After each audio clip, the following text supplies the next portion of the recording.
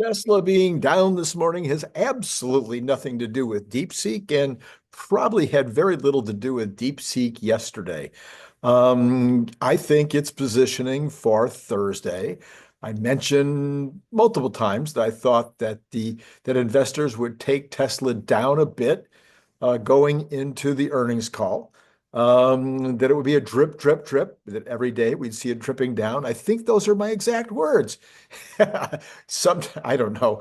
But DeepSeek, it might have had a small impact on Tesla stock over the last 2 days.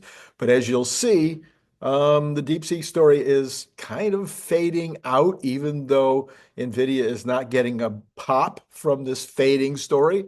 It's only up like a buck the last time I checked, which doesn't make up for much of what happened yesterday. Anyway, we'll get into all of that. Markets have settled down.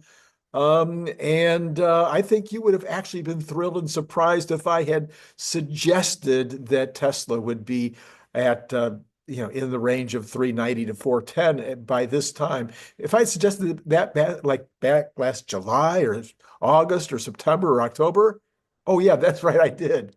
Oh yeah, you would have been thrilled with that. In fact, you were, and you doubted me. Oh, anyway. We've got a lot to cover. Let's go ahead and take a look at tons of stuff going on. All right, let's start with Yahoo Finance says this: as new developments from Chinese AI startup DeepSeek spark a tech rout with investors concerned over the threat to U.S. tech firms, the renewed market focus on AI and its permutations may be good news for Tesla. Morgan Stanley's Adam Jonas writes that DeepSeek and its R1 reasoning model reportedly overtaking OpenAI's ChatGPT is a potential game changer. Yeah, everybody's agreeing with that this morning. The DeepSeek news is notable after a week of staggering spending announcements on Stargate, the 100 to 500 billion, and Ambani's reported 20 billion to 30 billion data center. DeepSeek's R1's performance raises a number of questions ranging from intensifying global AI competition, differing paths of computational power efficiency, and national security and policy. I think that's a very well stated.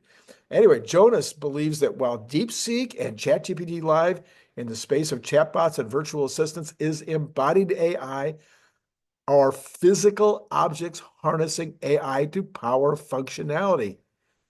More than any other factor, the growing investor interest in embodied AI has been driven by recent advancements in general AI and supercomputing, Jonas said.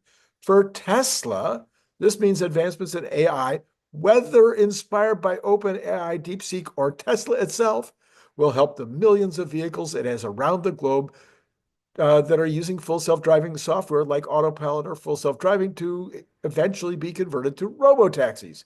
EVs are the sockets for the forthcoming physical embodied AI. In our opinion, if the U.S. wants to be a leader in autonomy, it must ultimately embrace electric mobility, Jonas said. In our view, this could enhance the market's appreciation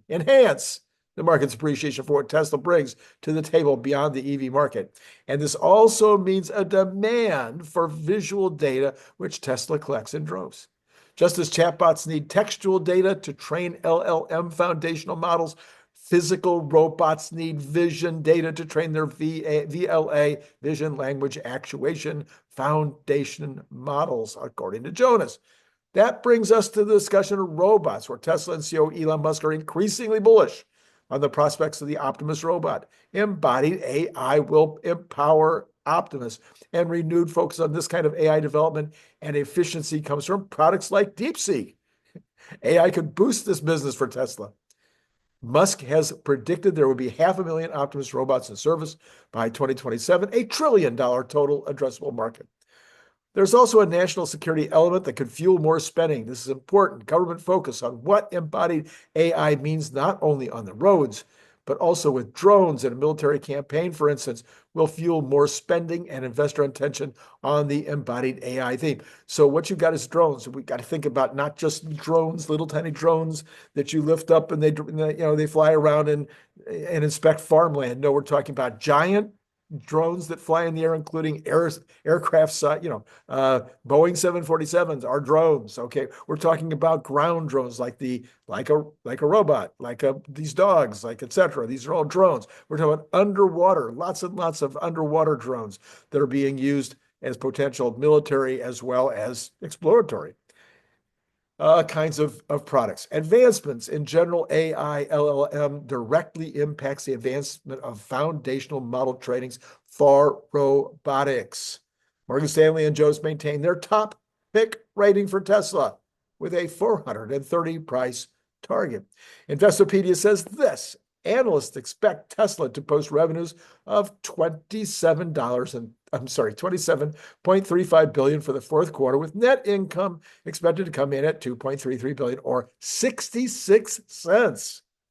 In the same quarter last year, Tesla recorded $7.93 billion in net income compared to their expectation of $2.33 billion. So quite a drop, as profit boosted by more than $5 billion in adjustments because of the release of valuation allowance on deferred tax assets. Yes, there could be more of that in the announcement on this Thursday. So people have to take that into consideration. Others are pegging the EPS at 74 cents, saying that that's what the street is at, 74 cents, 75 cents. Gary Black, I think, had it at 75 cents. Yeah, Gary Black, he says the adjusted EPS of 0.75, that is what the street is expecting. Auto gross margins of 16.2%. That's really going to be not age well. That's not his estimate. That's the street's estimate. I think it'll be way over 16.2. James Stevenson is coming in at 86 cents. So we've got 65, what was that? 66 cents, according to the one reporting. We've got 75 cents, 74 or 75 cents, according to other reporting. I wonder what the real street number is. And then we've got James Stevenson coming in at 86 and AJ at 76. Keep all those numbers in mind for tomorrow. According to Chris Zhang 001, he says, I just received a 55-second FSD video. Despite intentional and careful blurring of all key details, one specific detail still confirms that the video was filmed in China. Tesla is conducting a public road testing and validation of FSD in China, he states. Rumor, according to Teslarati, Tesla could be launching full self-driving in China very soon, and it's already being tested. FSD expansion could be coming very soon, as it has been in the works since last year. Tesla hopes to launch in China later this year. TSLA, TCM 1907. If you want to find this guy, Tesla insider information from the industry said that FSD will be launched soon in China, and it's already being tested in China. This info is highly reliable. Okay, this is Randy Kirk, and I'm highly reliable too. Hit like, hit subscribe, hit notify. Today is going to be a very interesting day. I forgot to put up Brian White's discussion yesterday about Juniper, so that's going to be up at around noon. Then later today, you'll have Nicholas Gibbs at normal time around 5 o'clock. Then you'll get more Brian White at 7:45 because I forgot to put up the video last night. So you have 4 shows today instead of the normal 3. Wonderful, right? You have time. You definitely want to see, I'm sure, going into earnings tomorrow, you're going to see all 3 of these additional shows. So anyway, those will all be up. And so hit notify if you want to be reminded of that. And then go down and, do the Patreon thing. All right, Herbert Ong. While the efficiency innovations behind DeepSeek's model were impressive, Morgan Stanley noted that they were well-worn ground and unlikely to to significantly alter spending behavior in the AI sector. That's Morgan Stanley. Analysts emphasize that industry contacts have indicated this will not change our spending plans, and there's nothing magical here. Morgan Stanley highlighted ongoing robust demand for NVIDIA's next-generation Blackwell products, but acknowledged there would be some short-term headwinds. Then we've got this from Investopedia, Bernstein on NVIDIA today. In short, we believe that DeepSeek did not build OpenAI for $5 million. The models look fantastic, but we don't think they are miracles. The resulting Twitterverse panic over the weekend seems overblown. New orders for manufacturers. Oh, I'm sorry. That was the end of those three stories. I'm telling you, that's what we said last night. I think we were pretty early. We pulled together our expert group. I mean, I talked to Brian Wong all day yesterday. We didn't do an interview with Brian Wong yesterday, but I spoke to Brian Wong. We had Larry Goldberg last night on, who's a huge expert in this category and in the space. And of course, I spent 5 hours yesterday reading articles, and I think that we gave you the earliest possible indications that this is way overblown and is not going to have much impact. Elon Musk said yesterday that he knows they have 50,000 GPUs rather. All right, new orders for manufactured durable goods in December were down 4 of the last 5 months and decreased in December too by 6.3 billion or 2.2% to 200, whatever. The U.S. Census Bureau announced. Excluding transportation, however, new orders increased 0.3%. So the transportation sector is what's really, really hurting the durables at this point. But it's not autos. It is Boeing. It is the rest of the transportation sector. New orders, excluding transportation, new orders increased 0.3%, excluding defense. See, defense, though, came in, they were a big deal. So if you just take out defense, then new orders decreased 2.4%. Transportation equipment, also down 4 of the last 5 months, drove the decrease, meaning basically Boeing. Shipments of all manufactured durable goods in December were up, actually. So even though the orders were down, the shipments were up. Reuters says sales of new U.S. single-family homes increased more than expected in December, further evidence the housing market activity regained momentum at the end of 2024, though rising mortgage rates remain a constraint. But what have I been telling you for 2 years? People will get used to these mortgage rates. They have no choice. At some point, they go, this is what they're going to be. Maybe they'll come down, maybe they won't, but I need a home. And there's not enough homes. The inventory's up. You'll read all kinds of articles. Oh, inventory's at record numbers since 2000 and what? Oh, 21. It's a record since 2021. Well, yeah, but they've been at historical lows for over 10 years. Yeah, I've been reporting on this for over 10 years. I know my show is only a little over 2 years old, but I've been reporting in my blog and elsewhere and on my customers' blogs for well over 10 years. I would say, 16, 17 years, I've been doing regular reporting on what's happening in real estate. And I can tell you that there's been historical shortages of homes and getting worse and worse and worse, not better and better and better for a very, very long time, caused by what? People like me owning 3 homes. That's what's causing it, and having all 3 of those at mortgages like 3%. The report from the Commerce Department on Monday also showed that the rebound in home sales in November was much stronger than estimated. It added to this data this month that showed single-family housing starts and building permits increased to a 10-month high in December, while sales of previously owned houses also rose to the highest level since February. New home sales in December wrapped up a solid year for new build demand in an otherwise stagnant housing market, according to Thomas Ryan, North American economist at Capital Economics.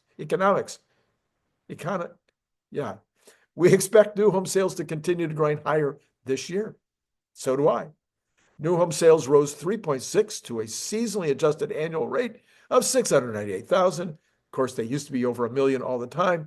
The sales pace for November was revised higher to a rate of 674,000 units from the earlier reported 664. That's a 10,000 increase. Economists polled by Reuters had forecast new home sales, which account for 14% of U.S. home sales, would rise to a rate of 675. New home sales are counted when the signing of a contract. The S&P, CoreLogic, Case-Shiller, U.S. National Home. This is the longest description of anything in history. Anyway, this is the price index for homes in 9 U.S. census divisions. a 3.8% annual return for November, up from 3.6 annual gain the previous month. The 10-city composite saw an increase of 4.9 over last year, recording the same annual increase in the previous month. 20-city composite posted a year-over-year increase, 4.3, up from the 4.2. Housing prices will not increase like they have been in the past. I believe they will not increase like at 6%, 6.5% next year. The reason for that is we are reaching levels that people cannot afford, and so they just won't be able to qualify. So that's my opinion. I think 4%, 3%, 3.5%, somewhere in that range is likely for this year. Breaking, the Conference Board Consumer Confidence Index declined. I was wrong. See, I admit when I'm wrong. The Conference Board has been going in a very different direction than the consumer, the other one. I forget what they call that one. Anyway, but this one, the Conference Consumer Confidence Index, also declined by 5.4% in January to 104% to 104.1. December's reading was revised up by 4.8 points to 109.5, but was down 3.3 from the previous month. The Present Situation Index, based on consumers' assessment of their current business and labor market conditions, fell sharply in January, dropping 9.7%. The Expectations Index, based on consumers' short-term outlook, fell 2.6%, but remained above the threshold of 80, which usually signals a recession. So folks are apparently a little bit concerned at this point. And I'm not 100% sure why, because I'm not seeing the information they'd be getting right now, other than the scare tactics of mainstream media with regard to tariffs. But I mean, other than that, I'm not really seeing it. Consumer confidence has been moving sideways in a relatively stable, narrow range since 2022. January was no exception. The index, this is a quote from these folks, the index weakened for a second straight month, but still remained in that range, even if in the lower part, according to Dana Peterson, the chief economist at the Conference Board. All 5 components of the index deteriorated, but consumers' assessments of the present situation experienced the largest decline. Notably, views of current labor market conditions fell for the first time since September, while assessments of business conditions weakened for the second month in a row. Meanwhile, consumers were also less optimistic about future business conditions and, to a lesser extent, income. The return of pessimism about future employment prospects seen in December was continued in January. So the Consumer Sentiment Index, that's the other one. Yes. So now they are in accord. So this is important. Pay attention to this. By age group, January's fall in confidence was led by consumers under 55 years old. Consumers aged 55 and older saw an uptick in confidence. So the working folks are most concerned. By income group, the sharpest decline in confidence was seen in households. Oh, you know what? Oh, wait. Government jobs, U.S. government jobs. This could be the impact of DOGE and Trump saying they're going to cut tons of government jobs and then doing it. Yeah. And then not only government jobs, but government procurement. Not only government procurement, but government consultants. I heard yesterday there's 2.5 or 3 million government employees outside the military, but there's 20 million employees outside of that range that are on contract. Those are gone. I mean, those people, that group's going to be cut so big. So I bet that's what's going on here. We need to do a poll. Peterson noted, nonetheless, there were positive notes. Consumer views of their family's current financial situation were positive, more positive. 6-month expectations for a family finances reached a new series high. The proportion of consumers anticipating a recession was stable. All right. So they're concerned about their job, but they're not concerned about the overall economy, and they're okay on their finances. Consumers also remained bullish about the stock market, a little bit less than they were. Average 12-month inflation expectations increased from 5.1 to 5.3 in January. probably reflecting sticker inflation of the recent months. Additionally, references to inflation and prices continue to dominate the write-in responses. More than half of consumers now expect higher interest rates over the next 12 months. They are incorrect. The share expecting lower rates dropped from 28 to 23. 28.5, 23.9 to be exact. This is consistent with recent signaling by the Fed that the pace of interest rate cuts may slow, as well as ongoing increases in mortgage rates. Yeah, they're seeing this right now, but they're not thinking, they don't do all of the work that you and I do. On a 6-month moving average basis, purchasing plans for homes and cars were flat in January. More consumers plan to buy big ticket items over the next 6 months than not, but the share was down slightly. Consumer buying plans were flat for most appliances and still down for electronics. Separately, consumers continue to expect intentions to purchase additional services. So they're still wanting to buy those services, but they're not buying the stuff. They're not buying the things that need to be moved by trucks. 18.4% of consumers said business conditions were good, down from 21. 15.4% said business conditions were bad, unchanged. Consumers of the labor market, 33% of consumers said jobs were plentiful. That was down from 37%. 16.8% of consumers said jobs were hard to get, up from 14.9%. This also is probably true. We're seeing that in that Thursday labor numbers, is that it's getting harder to get a job if you're out of work. Consumers were less optimistic about the outlook for business conditions. 20% of consumers expect business conditions to improve, down from 22%. 18% expected them to worsen, up from 17.3%. Consumers' assessments of labor market outlook remains pessimistic. 19.44% expect more jobs to be available, but that was 19.8% last month. 20.3% anticipated fewer jobs, unchanged. So actually, that's not that strong. Those changes aren't very much at all. Okay, all right. I think we've done enough of all that. Let's take a look and see if there's any impact of any of this. This is not terribly good news in terms of the market, the overall market, in terms of economic conditions, to see consumer confidence and consumer sentiment both agreeing about what's going on. All right. So Tesla has recovered almost all of the loss this morning.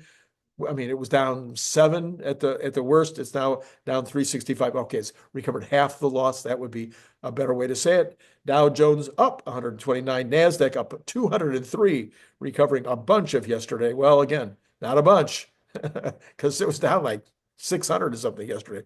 S&P up 27. Tesla is the only one of the Magnificent Seven that is down, which is why I'm saying this is all about earnings tomorrow. Although there's a lot of earnings tomorrow, Microsoft and Meta, I believe. Yes, Microsoft and Meta both report tomorrow. In addition to Tesla, you got the Fed announcing tomorrow about the interest rate cuts or not. You've got people speculating that maybe the new Secretary of Treasury would be getting the ear of Chairman Powell and saying, hey, look, we are going to cut. I need you to help out. And so there might be a surprise. This is being reported in a couple of places I follow. Could be a surprise tomorrow in a 0.25% drop, which nobody expects. Expected to be nothing tomorrow. Expected to be flat. No drop, no increase. Apple is up $8, $8.30. Holy mackerel. They got, like I said, they had earnings on Thursday. The rest of the Magnificent Seven up normal amounts, whatever, it's not anything startling, but Apple has been on a tear the last few days. Okay, some people are saying that Apple benefits from this whole DeepSeek thing because Apple didn't buy bajillions of dollars worth of NVIDIA chips, hasn't been part of the mega scalers, what do they call them? Anyway, they haven't been, trying to be part of that competition, that they plan to do it all on the infra side, and that they'll be just fine. They will be a major competitor in this AI space, and just watch out, Apple's going to be fine. Anyway, that is the narrative right now that's out there, which is why Apple has been up several days in a row. Cathie Wood's mixed, some up, some down. That's what that means, mixed. The percentages are Dow up 0.3, NASDAQ up 1%, 1.07, S&P up 0.49, and Tesla at this point down 1%. Again, I'm sticking with my expectations. Tesla will be at 410 on Friday or Monday. Brian Wong, of course, is at 450 for Friday or Monday. And I think that the 450 number will just be a matter of, February, March, and maybe 500. I say four, yeah, and then 500 could happen at any moment. I mean, we're talking about any kind of news on the Model 2.5, any kind of news on unsupervised or a major improvement in FSD. We could be back in the 480 to 500 range. Okay, let's go see what's happening with bonds. Last time I checked, it was not what I wanted to see, and it continues to be not. Up 3.9 basis points right now on the 10-year, 4.567, 4.567. How about that? I know. 4.567 for the 10-year. Wrong direction. 2-year up 2 basis points. 1 month flat, actually down 1/10 of a basis point. 1/10 away from being flat. Okay, oil. I know I'm going way over time this morning. Oil is up 27 cents, 73.44. Even though it's up a tiny bit this morning, directionally, we are on the way to 67, and then we'll see if it goes all the way back, not back, but goes all the way down to 60. Natural gas down 4.11% this morning at 35.54. Remember, it was 4.11. Now 3.54. Gold up 23, maybe making another run at all-time high, 27.61. It was, of course, 27.95, I believe. Silver up 1.4% rather, back over, now staying well over 30 at 30, almost $31. Copper up 0.8. Currencies are mixed. Bitcoin 103,321 up 2,400 after being down substantially. And there you go. That's what's going on now. One more time, you've got Brian White at noon, not normal. So Brian White at noon, we'll be talking all about Juniper, all the news, all the rumors, all of the special things that Brian is the only one that's reporting. It's a very, very outstanding show. I forgot to put it up last night. It will be up around noon. Then we've got Nicholas Gibbs at the normal time, 5:15 usually on Tuesday is when that gets posted. And I'm sure that'll be an amazing show going into earnings. And also talking about DeepSeek. I haven't gotten his opinion yet, although I've seen a little bit about it on X. And then at 7:45 will be, if I don't forget again, it'll be Brian White again. With his report. It's kind of a general report on various things that are going on within the Tesla world. Okay, and then last night there's no card to put up. So, well, Larry Goldberg, of course, it's always great. I'll put that up. You can go back and if you haven't seen Larry Goldberg's report last night, that's well worth watching. So I'll put that up. All right. So as we depart, Tesla down $3.80. That's all you need to know for now. So I will sign off by saying it's been great talking to you.